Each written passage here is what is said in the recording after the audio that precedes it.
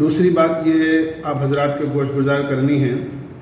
کہ آپ حضرات کے علم میں ہے کہ لاک ڈاؤن کا وقت بڑھا کر 31 مئی تک کر دیا گیا ہے، اور عید الفطر بھی قریب ہے۔ ایک بات تو یہ ذہن میں رکھنی ہے کہ عید الفطر ہمیں بڑی سادگی کے ساتھ منانی ہے۔ اس کے لیے کسی بھی قسم کے سامان کی نئی خریداری، اس کے لیے بازار جانا، دکانوں پر کا رخ کرنا، یہ بالکل ہمارے لیے ہرگز مناسب نہیں ہے۔ ایک تو وجہ اس کی یہ ہے کہ ہم دیکھ رہے ہیں کہ اس وقت میں کورونا وائرس کی مہاماری کی وجہ سے کتنے لوگ اللہ کو پیارے ہو چکے،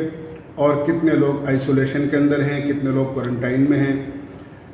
کتنے گھر ماتم کدہ بنے ہوئے ہیں، اور اس سے زیادہ بڑھ کر جو 2 مہینے کا لاک ڈاؤن ہوا ہے، اس کے اندر معاشی اعتبار سے کتنے غریب لوگ پریشان ہوئے ہیں، یہ آپ حضرات کے علم میں بھی ہوگا۔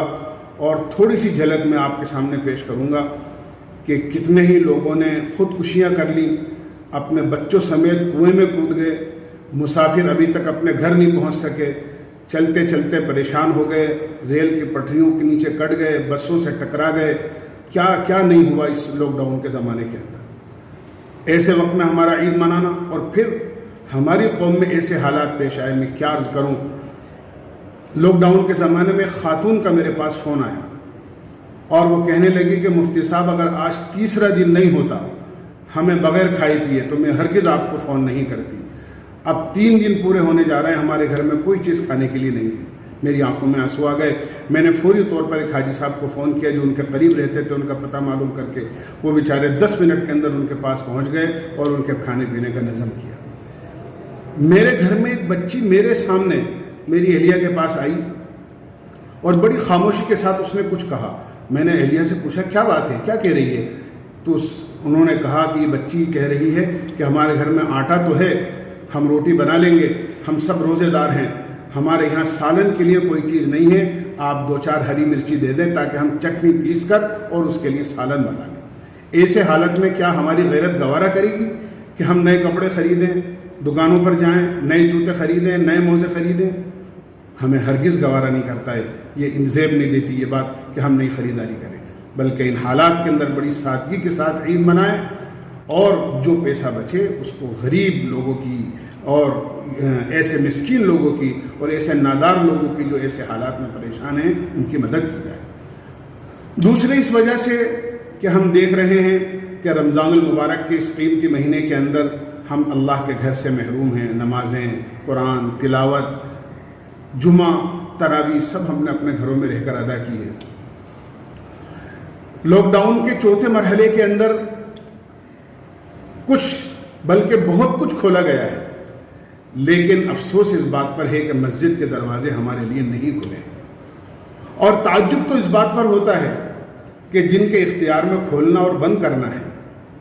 ایسے حضرات کو شراب پینے اور بیچنے والوں پر تو اعتماد ہے کہ یہ لوگ قانون کی کوئی خلاف ورزی نہیں کریں گے، اس لیے ان کے لیے شراب کی دکانیں کھل گئیں۔ مسجد میں جا کر نماز پڑھنے والوں پر اعتماد نہیں ہے، اس لیے ان کے لیے مسجد کے دروازے نہیں کھولے گئے۔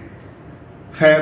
ہم تو اللہ کی لکھی ہوئی تقدیر پر اعتماد کرتے ہیں، بھروسہ کرتے ہیں، اور اس کو اپنے گناہوں کی سزا اور اللہ کی طرف سے لکھی ہوئی تقدیر سمجھتے ہیں۔ اللہ ہمیں معاف فرمائے اور بہت جلدی ہمارے لیے مسجدوں کے دروازے کھولے، بس ہم تو یہی دعا کر سکتے ہیں۔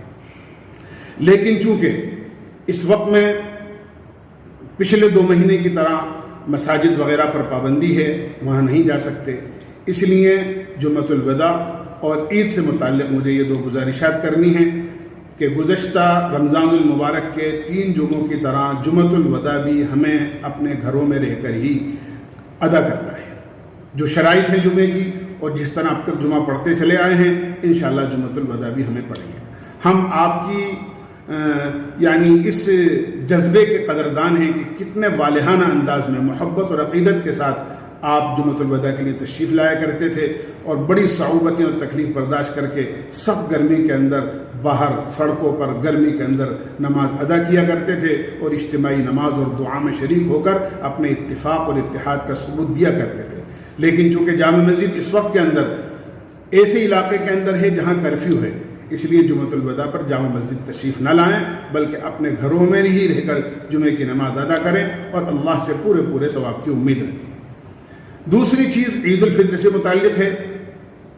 کہ چونکہ پابندیاں برقرار اگر رہتی ہیں تو عید کی نماز بھی انشاءاللہ ہمیں اپنے گھروں میں رہ کر ہی ادا کرنی ہے۔ عید کی نماز کے اور جمعے کی نماز کے شرائط ایک ہی جیسے ہیں، کوئی فرق نہیں ہے۔ تھوڑا سا فرق ہے عید اور جمعے کی نماز میں، جمعے کی نماز کا خطبہ پہلے ہوتا ہے اور وہ شرط ہے، عید کی نماز کا خطبہ عید کی نماز کے بعد ہوتا ہے لیکن شرط نہیں ہے بلکہ سنت ہے۔ عید کی نماز 2 رکعت واجب ادا کی جاتی ہے 6 زائد تکبیروں کے ساتھ۔ پہلی رکعت کے اندر 3 تکبیریں سورہ فاتحہ سے پہلے ثنا کے بعد کہی جاتی ہیں ہاتھ اٹھاتے ہوئے امام کے ساتھ، اور دوسری رکعت میں رکوع میں جانے سے پہلے قرات کے بعد ہاتھ اٹھاتے ہوئے 3 زائد تکبیریں کہی جاتی ہیں۔ اس طرح ہم عید کی نماز اپنی ادا کرتے ہیں، اسی طرح ہمیں اپنے گھروں میں رہ کر عید کی نماز بھی ادا کرنی ہے۔ ہاں اتنی بات ہے،